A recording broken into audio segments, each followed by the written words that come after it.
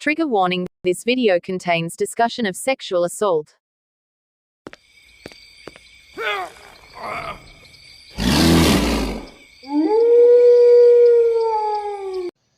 What's up, creepers? My name's Kevin, this is Haunted by Horror, and today I'm talking about Scream 3.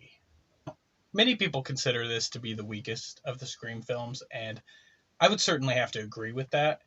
However, it's still a good film, and if the weakest entry in every horror franchise was the equivalent of Scream 3, then the horror genre as a whole would be a much better place. Now, I will say that the first time I saw this movie was on opening night in a packed theater, and that experience is absolutely awesome. It was really awesome with this movie. Hell, it was even awesome with Phantom Menace. I mean, that movie, not great, but the experience was awesome. Now, in this movie, the already self-referential film series goes a step further by bringing Sidney, Dewey, and Gale out of Woodsboro and placing them instead in a Hollywood backlot modeled after Woodsboro, while supporting them with a new crop of in-universe actors, including those who were tasked with portraying the aforementioned OG3 characters in the film Stab 3. Most of the problems with this movie arise from the fact that the plot is too convoluted, there's too much going on, there are too many secondary characters, there are too many attempts at humor, which don't always land, and it detracts from the main plot, which is incredibly serious. Wes Craven did return to direct, but Kevin Williamson had an extremely busy schedule during this period, and as such, writing responsibilities fell to Aaron Kruger, and Neve Campbell had significantly less screen time in this entry due to her strict 20-day shooting availability, and Dewey in this movie was also reduced to basically a slapstick character. Despite Randy having died in the last film, he's back in this one via videotape, brought in by his sister to inform our protagonists of the trilogy tropes to pay attention to and wax prophetic from beyond the grave, informing the protagonists that true trilogies are all about going to the beginning and discovering something that wasn't true from the get-go. And Scream 3 does just this, revealing that the killer in this film was supposedly there all along, pulling the strings from the very beginning.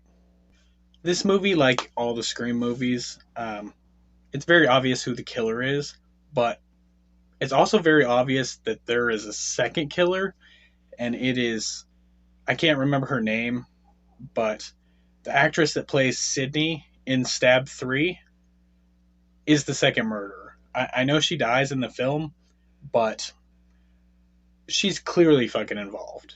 And I want to get that off of my chest. She is definitely the second murderer. You cannot convince me otherwise.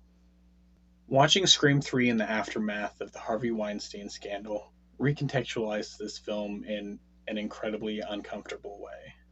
This film discusses, in a fictionalized context, the systemic behavior of powerful men in Hollywood and their immoral and criminal treatment of women 17 years before the Me Too movement.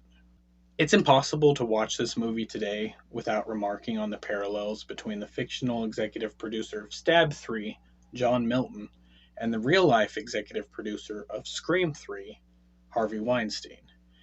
And with this reflection comes the disheartening realization that this movie is, hopefully unintentionally, the most meta of the series, including a storyline that eerily reflects actual crimes that wouldn't come to light for nearly 2 decades. It's revealed in this film that, as a young woman, Maureen Prescott had the beginning of a career in Hollywood as an actress. During this time, she was the victim of sexual assault by influential Hollywood producers at discreet parties with industry insiders. It's highly implied that she was gang at one of these parties. She ended up pregnant from the assault, gave birth to the child, and gave him up for adoption.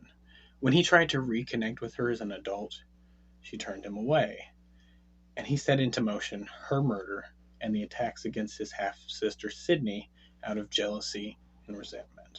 The excuses that Milton uses in this film to defend his crimes are the same one used by predators and their defenders to this day to justify rape culture. Nothing happened to her that she didn't invite in one way or another, no matter what she said afterwards. Are you saying she... I'm saying things got out of hand.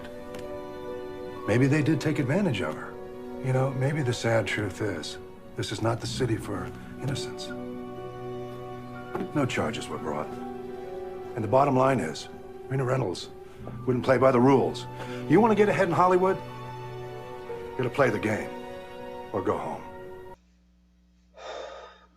Maureen Prescott was brutalized, and the rest of her life and her family's lives were destroyed as a result of it. There was a ripple effect in her trajectory following what happened to her as a young woman. The perpetrators are men at the top of the industry who were never held accountable, but instead it is Maureen who is continually slut-shamed and victim-blamed throughout this entire series, as each killer shifts accountability onto the original victim. And I want to be very clear here. She wasn't responsible for what happened to her. The only one who is ever responsible for a sexual assault is the perpetrator.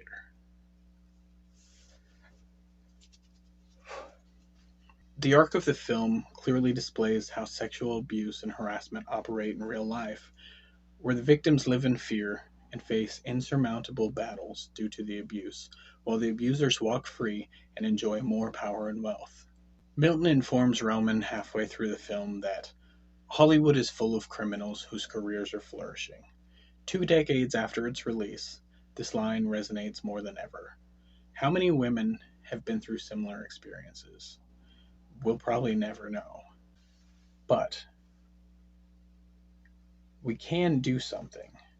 And what we can do is hold sexual criminals accountable, get rid of the statute of limitations on rape and sexual assault, provide resources and support for victims, and actively work to prevent sexual assault. Thank you for watching my video. Have a good night.